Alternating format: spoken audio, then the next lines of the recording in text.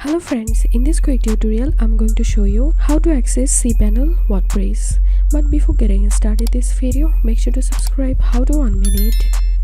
So first of all, enter your website name here, then add a slash and type Cpanel.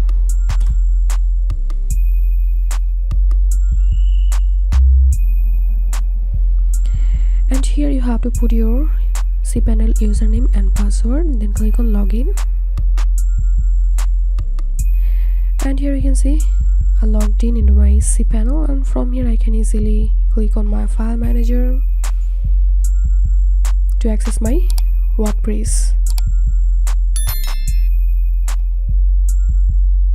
So that's it for now. If you find this video helpful, make sure to subscribe. How to 1 minute. Thanks for watching this video.